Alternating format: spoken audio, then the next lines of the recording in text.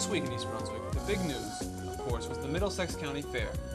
In town through Saturday, bigger and better than ever. Ken Shalhoop was at the fair enjoying the sights and talking with some of the people. Also this week, Shirley will visit the Village Eatery in the Old Bridge section of East Brunswick for her restaurant guide. And finally, Adrian Eisner will discuss how to buy a condominium. Now let's join Ken at the fair.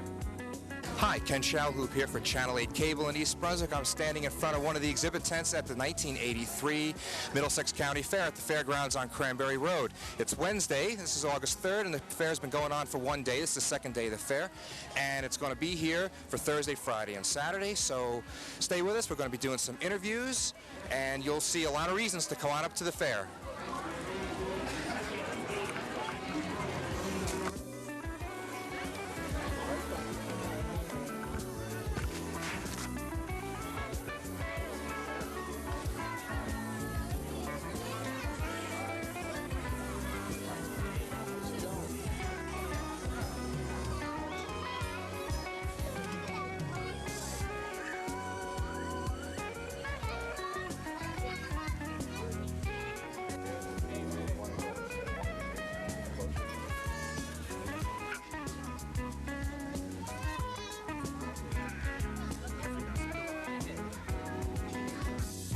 Okay, we're standing here with Jennifer Arkey. Jennifer. Where are you from?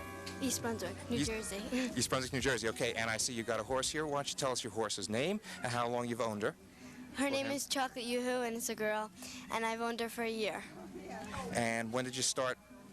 When did you decide you want to own a horse? Last year. And what is it that you enjoy about owning a horse? Well, I love animals, and like I just, you know, my friends had horses and stuff at the farm where I board, and you know, I just wanted one. How often do you ride her? Mostly every day. Every day. Well, listen, I hope your horse wins and have a good time at the fair. Thank you. Standing here with Earl Young from East Brunswick. Earl, thanks for being with us. Anytime, Ken, anytime.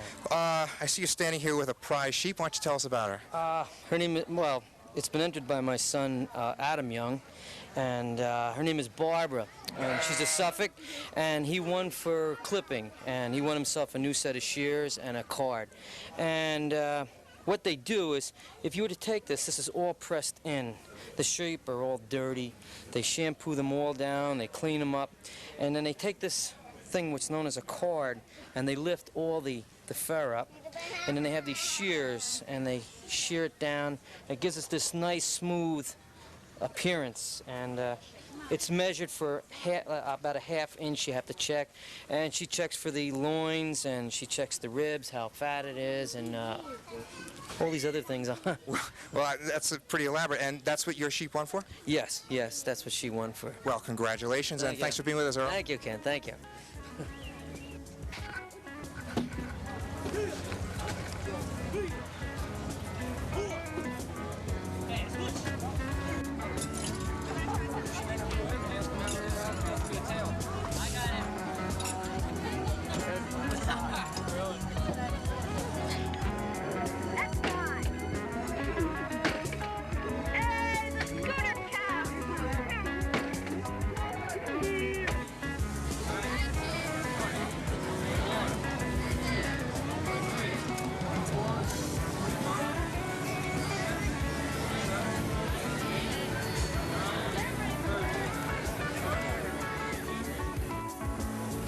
I'm in one of the craft buildings with Kathy O'Rourke, who is the wife of the guru of Channel 8, Kevin O'Rourke. And Kathy, I see that your craft won first prize. Is that true? Yes, it is. This is Paddington Bear, one of my favorite creations. It was not an original design, but I was very pleased to win first prize. It's a real honor. This is the second time I've entered, and I've won both times, so I have a pretty good record. Well, you can't see the bear very clearly, but from here it looks real cute. I love the yellow hat. Yes. How much time did you spend on it? I guess it took about 10 or 15 hours to make, but it's a labor of love because I enjoy the products when they're done. Well, the time spent definitely shows. Thanks for being with us. Thank you. We're here with Chuck Clark. Chuck is the head of the Middlesex County Arson Task Force. Chuck, thanks for being with us. Thank you. Chuck, why don't you just give us a little background what your organization does, what its function is in the county? The organization was formed by the last prosecutor, Prosecutor Rebeck, in 1980. He found a problem with a lot of undetermined fires, fires of undetermined origin, and it bothered him. We formed a squad of 5 men, 4 men and myself, and it's funded entirely by the prosecutor's office, and we just try to assist in fire investigations. Well, it's a good thing to have in a town. I was not aware of this in the county, and I'm glad that there are people who do that job. Thanks for being with us, Chuck, and lots of luck. Thank you. Nice meeting you.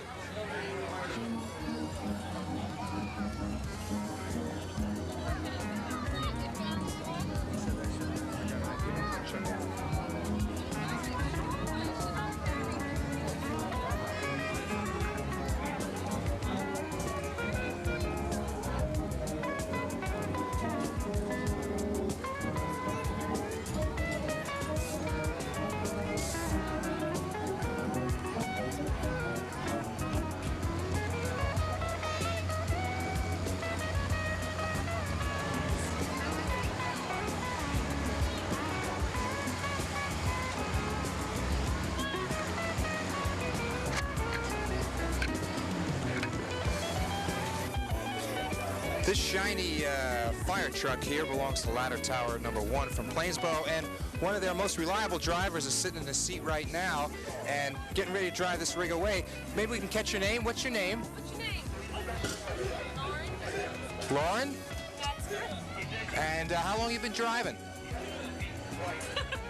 Say 2 years. Well, Lauren's, you know, she's a little nervous because there's a big trip she's going on soon, but Lauren, thanks for being with us, and keep up the good work.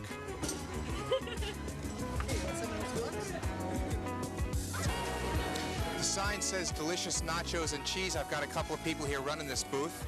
Hi, I'm Ina Borden. I'm Bob Fiacco. Okay, and you got a sign here that says, sample, try it, you'll buy it. That's right. If you guys try this, we guarantee you'll like the nachos. So try one. You feel the same way? Definitely. Okay, well, at least I'll get a free nacho out of this. Right ahead.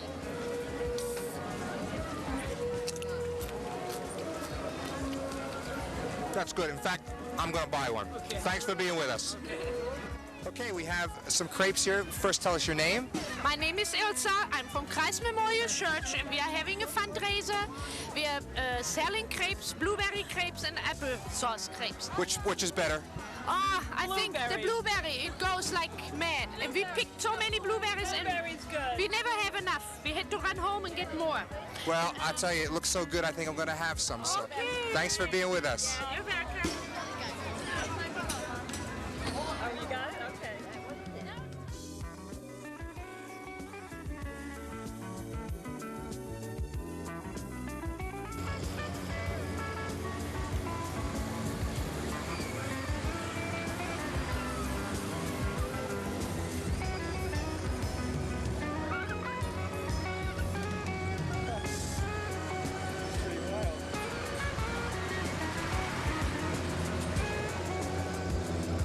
Who needs Coney Island?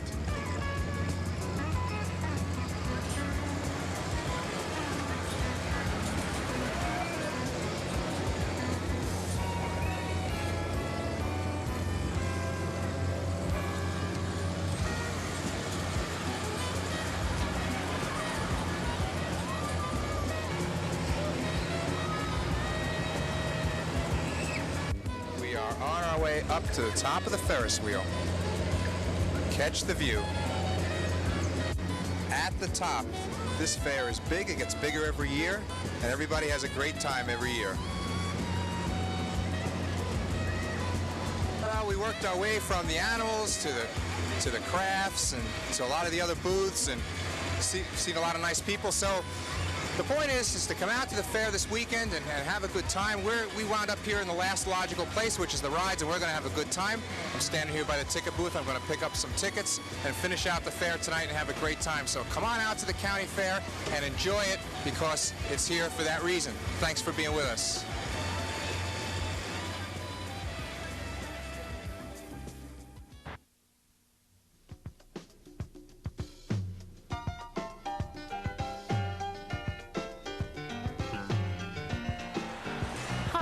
Shirley for This Week in East Brunswick. Welcome to my restaurant guide. We're here today at the Village Eatery, which is located on Main Street in the historic district of East Brunswick. We will be stepping inside to speak with Mike Rubiak, the owner. Mike, can you tell me what made you decide to open up the Village Eatery in this area? Well, we did a traffic study for about 3 months, and we found out there's approximately 1,000 cars an hour that pass by the front of the store, so we thought it was an ideal location to open up a place to have breakfast and lunch. So what type of restaurant do you have here? Sure, we handle basically breakfast clientele and a lunch clientele. So maybe you could tell me a little bit more about your breakfast specials that you have. Sure, we run a breakfast special for 99 cents, which includes 2 eggs any way that you like them, and toast, coffee. I noticed on your blackboard you also have luncheon specials. Yes, Chris, we do. We have chicken cutlets. We'll make one day, or we'll make a turkey platter another day. We'll make meatloaf one time, fresh ham another time. And we try to make a variety, one item every day that's different. And we try not to make it the same day every week. This way here, we keep the people coming back. That way they don't know on Monday we're going to have chicken and on Tuesday something else. Mike cooks as well as he owns the Village Eatery. And Mike, can you tell me what type of homemade soups you make here? Well, we make quite a few, Chris. We make your basic soups, your chicken noodles and your beef barleys and your vegetable soups and so on. We make a split pea soup with barley. And then we make a few that are a little bit different that everybody doesn't like, but we think are really great. We make a cream of asparagus soup, cream of broccoli soup, and we make a cream of string bean soup, which is a Hungarian version made with sour cream. Very, very good. So, do you have a favorite soup that you could tell me about? Sure. I think my favorite's a vegetable beef soup, which I started for you today. What we do is we take beef bones and we cut up some celery, some onions, some carrots, and we make a nice heavy beef stock. Now we'll cook that for about 3 hours. And the longer that we cook that, the stronger the stock will get. And the stronger the stock will get, the more flavor that you'll have in your soup. And then what we do then is that we'll drain it and we'll separate the meat from the bones. That goes back into the soup. And we'll add in our vegetables and we'll just let it cook for about another 40 minutes or so. And you'll have homemade vegetable soup, vegetable beef soup. I'd like to thank Mike Rubiak and the Village Eatery. And this is Chris Shirley for This Week in East Brunswick. And until next time, good dining. Hello, I'm Adrienne Eisner of the East Brunswick Consumer Affairs Office. Welcome to Consumer Aware. Condominium living is rapidly gaining in popularity, and as land costs increase, it is destined to become even more popular in the future. Condominiums come in many forms, from towering inner-city structures to suburban townhouses with beautiful and environmentally designed surroundings. If you are thinking of purchasing a condominium dwelling unit, don't be afraid to ask questions. The majority of developers of condominiums are highly reputable and have no desire to limit their careers by marketing shoddy products. They know that there is no substitute for integrity in their relationship with consumers. There are, however, opportunists who thrive on popular trends. Contrary to popular belief, condominiums are not created under federal law. Rather, they are in fact created in a special real estate law in the particular state in which they are located. Condominium ownership differs from traditional ownership in that it permits individual dwelling unit estates to be established within a total and larger property estate. After all of the individual unit estates have been described within the total property estate, all of the property not so described, such as the land and structural parts of the building, becomes a common estate to be owned jointly by the owners of the individual estates. In a condominium, all taxes and special assessments must be levied against the individual units separately and not against the whole condominium. Each unit must be capable of bearing its own mortgage. A condominium owner has the same income tax advantages as a conventional owner. That is, he may deduct from his income for federal tax purposes the real estate taxes and mortgage interest he has paid during the year. Here are some guidelines to follow if you are considering the purchase of a condominium. Don't make a down payment until you are sure of your mortgage loan, unless the purchase agreement states that the down payment will be refunded if you are unable to get mortgage credit. Ask about settlement costs. They will require cash over and beyond your down payment. Ask for a budget. The individual owner is responsible for the expenses involved in the cost of his unit, and also monthly assessments to cover maintenance and related expenses of the common area. Find out how much that will be beforehand, not after you have signed a binding contract. Seek legal advice so that you are certain you understand all of the documents. Ask about an information bulletin, pamphlet, or brochure to give you a clear overall picture of the development in which you are purchasing a unit. Don't hesitate to ask anything, even questions that may sound silly to you. It is better to feel silly now than sorry later. You have a right to insist upon receiving copies of not only the basic documents, but anything else that would make a full disclosure of the sale terms to you. Don't sign anything until you have received and read thoroughly a copy of the declaration, bylaws, operating budget, management agreement, and regulatory agreement.